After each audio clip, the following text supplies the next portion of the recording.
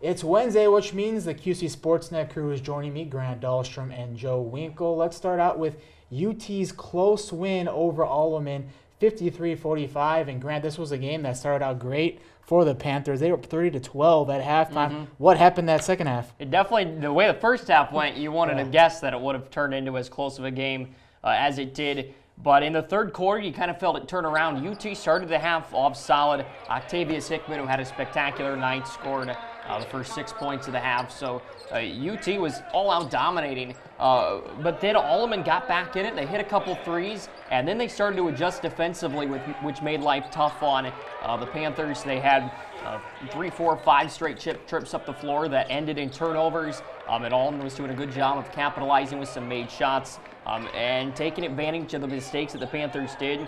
And Alleman came out looking like a different team in that second half. So the Pioneers cut it to as low as 4 in the last in the early minutes of the fourth quarter.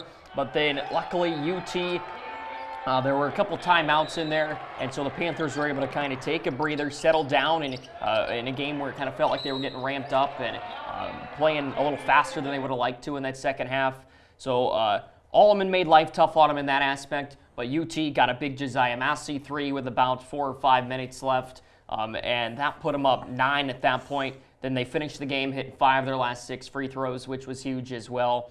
And a couple timely buckets mixed in there, as well as Alleman missing their shots and UT's defense make it a very good push there at the finish to end up getting the 8-point win and hopefully starting what could turn into another big weekend for them with 2 games that they probably have a good chance of winning. 25 points for Octavius Hickman as well. What has he done for this team game in and game out? It feels like when Octavius Hickman is on, UT can be on. Now, last night he had 25 points, and I don't think the offense was 100% on, and that's the Panthers' offensive struggles was a big reason in which Alleman got back into the game. But Octavius Hickman scored nearly half the team's points, so that'll definitely play. And it was a balance between the first half, the second half. They were getting it to him inside. He was really strong with the basketball on Tuesday. Drawing the fouls, getting to the free throw line, and he also didn't miss many right at the rim, so he was effective in a lot of aspects. Moline still undefeated after their 49-36 win over Sterling and closed that one out strong, scoring 14 of the last 17 points. Yeah, that they did. It got a little dicey. Moline started off hot, 5 of 5 from 3. Brady Welch at 4. Zaire Blama had a big shot at the end of the first quarter to put them up 9, and then Moline's offense just kind of died in the second quarter. Sterling played really good, hunkered down. They hit some tough shots, and they're 5-18 on the year. But it's not like them, like Alleman as well. Some of these teams, the gap isn't as big as it might seem in this iteration of the conference that we've got this year. And even some of these teams at the bottom, they're young and they have some very scrappy players. Like Sterling's got a young freshman guard in Quincy Moss, who is really good and talented, was able to kind of dissect the Maroons' defense at times. Xavier Prather, their senior leading scorer, had himself a good game. But as you mentioned, down the stretch, it was 35-33 with about 5 minutes left. And then Moline had a nice 7-point stretch where Ami Singh hit a corner 3 on Sterling blew a rotation. Then Moline got a big stop. After an Alante Anderson offensive rebound, Brady Welch had a tough pull-up jumper with 2 guys on him. Was a great shot. And then after another stop, Alante Anderson, they got a nice bucket to put him up 9, and that was pretty much it from there. So Welch at 22, which was big. He continues his surge, and Alante Anderson was spectacular.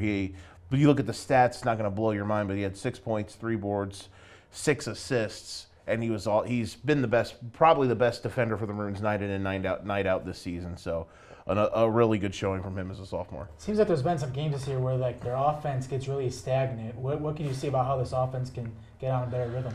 Sometimes it's just a style that they might play. They don't have, we've talked about it all year. You look at how Moline teams have operated mostly under Sean Taylor. They have thoroughbreds out there where they're just pumping, and they just are able to flip switches and just overwhelm you, and all of a sudden you blink and they've got 70 points on the board and they're beating you by 25. This Moline team is much different. They have to do a lot of the little things much better than maybe the last couple of years because they can't really score their way out of some problems.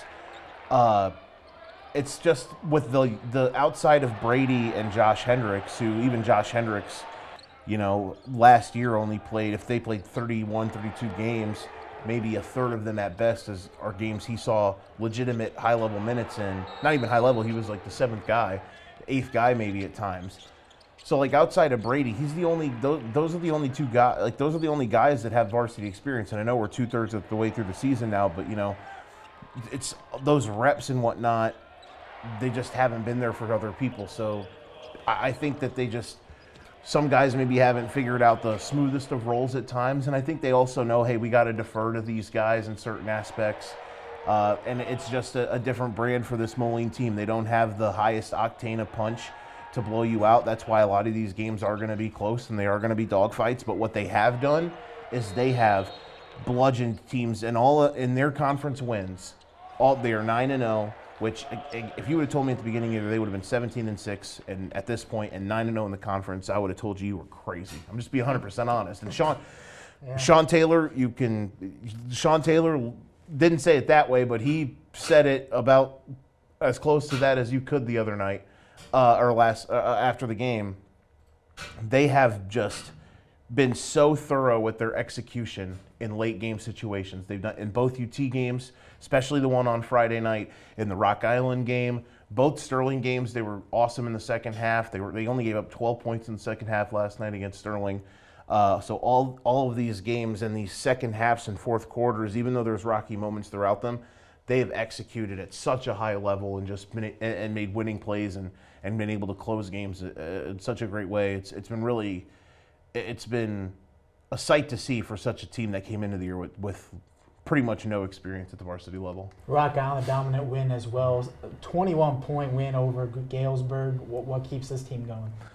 They have been clicking on all cylinders. They've won 8 in a row now, and they have it's been the same thing. They've got a multitude of guys that can do a few different things. They got help back in the lineup. Avion Thomas last night was his first game back after missing a couple games. They have the best trio in the conference in Abby, Marshall, and Zulu, and obviously we're going to talk about the game Friday here in a bit, but that was the biggest thing for them. Galesburg had a valiant effort in the second half to try to crawl back into it, and they're a good, tough team as well. We talked about like how there is a gap from the top of the league to the bottom, but these bottom of the league teams still have some punch to them. But Rocky was able to do what they do, which is when they kind of face a team where they can really overwhelm you, they're able to pour it on. They weren't able to pour it on as much as they did the first time against Galesburg, but they were still able to do so last night.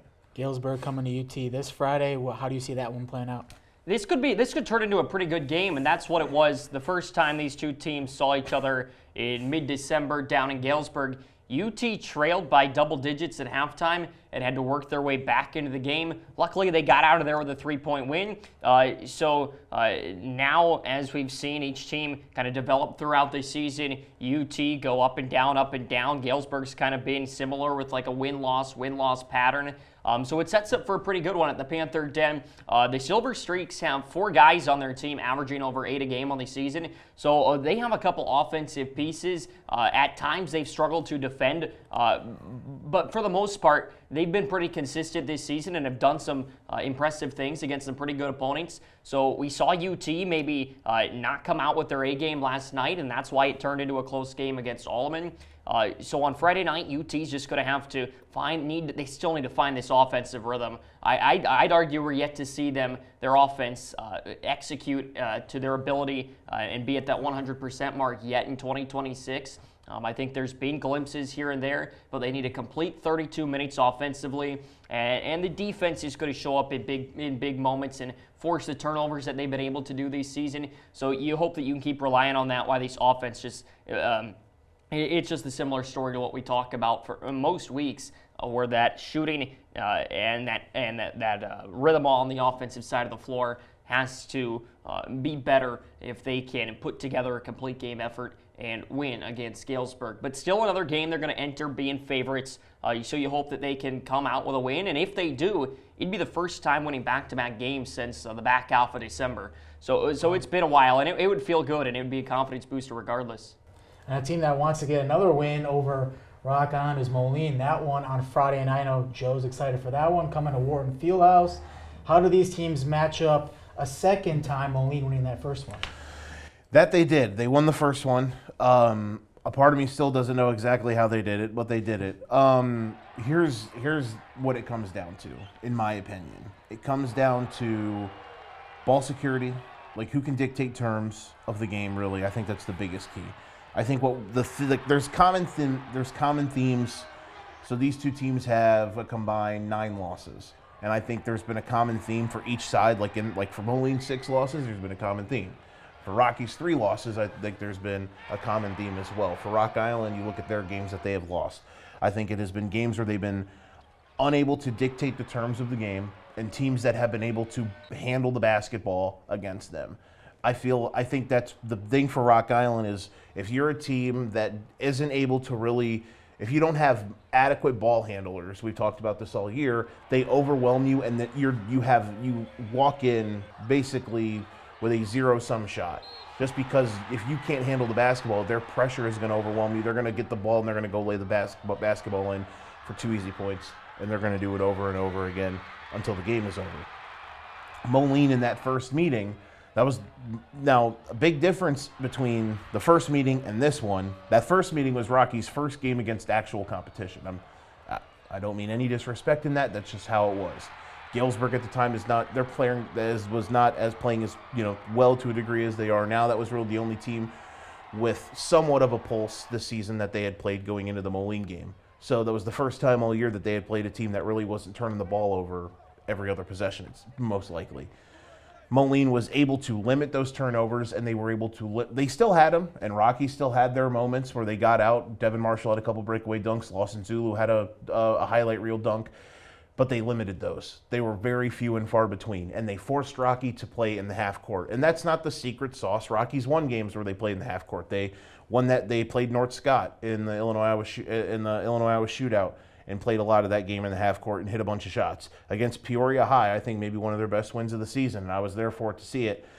They dictated the terms of that game completely, but it wasn't them getting out and running and going and laying the ball in a bunch of easy shots. They were able to get a bunch of good looks. They were able to get quality looks and play adequate on both sides of the ball. But you look at some of these games for them that teams have been able to handle stuff. The Dunlap game is a bit of a, out of their 3 games, the Dunlap game is the weirdest because it's like, okay, well, this is a team that, a weird, crazy 2-week stretch for them. They beat Rocky, they beat Metamora, and then they lose to Sherrard at the like a week ago at the Wharton MLK shootout. Which Sherrard's a good team. It's just like that's a weird. Those are 3. You put those 3 results up on a wall, and it's like, how did that happen? So that's kind of the weird thing. But the biggest key to me in this game, like I said, dictating terms. If Moline can limit the live ball turnovers that allows Rocky to go down and get shots, that's going to be a big thing and allow Moline to have a shot. If Rock Island, though, rolls off the bus and they're like, this is the night we're going to hit 9 to 12 threes, then you're cooked regardless. Like, that's the thing. They have adequate shooters. At the beginning part of the season, Rocky was really, really struggling to shoot. I think in the first meeting, they hit 2 of 21, I believe. You'd have to ask Ken for the exact number. I think it was around there, 2 for 20, 2 for 21 from 3, and their 2 threes were at the end of the first half, and while they were trying to crawl back in regulation. Moline's defense has done the job all season long. When you look at these 2 teams on paper, you wouldn't think that Moline would be able to match up guy for guy, but what they are is they are a smart team, they're a headsy team, and this isn't me saying Rocky isn't. I'm just saying Moline has been able to out-execute. They've been able to out-scheme teams late in these games to find ways to navigate to victory, and it's what they've done all season in conference play. They're going to have to do that as well. If this game is played in the 60s and higher, Rocky's going to win. If this game is played in the 40s or the 50s, Moline's got a fantastic shot. That's just how the game is going to go.